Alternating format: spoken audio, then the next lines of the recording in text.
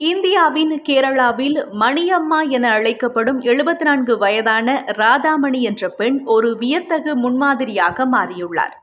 பேருந்து, கனரக வாகனங்கள், பாரந்தூக்கி வாகனங்கள் மற்றும் மண் அள்ளும் இயந்திரங்கள் உட்பட 11 வெவ்வேறு வாகனங்களுக்கான சாரதி அனுமதி பத்திரங்களை இவர் பெற்றுள்ளார்.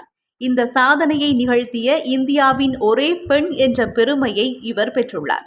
கேரளாவைச் சேர்ந்த ராதாமணி தனது 10ஆம் வகுப்பு பரீட்சைக்கு பிறகு திருமணம் செய்து கொண்டார். ஆரம்பத்தில் தான் யாரையாவது இடித்து விடுவோமோ என்ற பயத்தில் சாரதி இருக்கைக்கு பின்னால் அமரக்கூட அஞ்சியதாக கூறுகிறார்.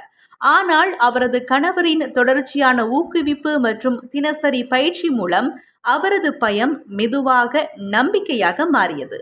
1978ஆம் ஆண்டு தனது கணவர் ஒரு சாரதி பயிற்சி நிலையத்தை ஆரம்பித்த போது ராதாமணிக்கு வாகனங்களை ஓட்டும் ஆர்வம் தோன்றியுள்ளது. ஒரு சில பெண்களே வாகன சாரதிகளாக இருந்த அந்த காலத்தில் இவர் ஒரு பேருந்து மற்றும் லொரியை செலுத்த கற்றுக்கொள்வதில் ஆர்வம் காட்டினார். விரைவிலேயே அவர் கனரக வாகனங்கள், பாரந்தூக்கி வாகனங்கள் மற்றும் மண் அள்ளும் இயந்திரங்கள் போன்ற பிற கனரக வாகனங்களையும் ஓட்டுவதில் தேர்ச்சி பெற்றார். 2004ஆம் ஆண்டில் தனது கணவர் காலமான பின்னர் தனது குடும்பத்தை காப்பாற்றுவதற்காக அவர் சாரதி பயிற்சி பாடசாலையின் பொறுப்பை ஏற்றுக்கொண்டார்.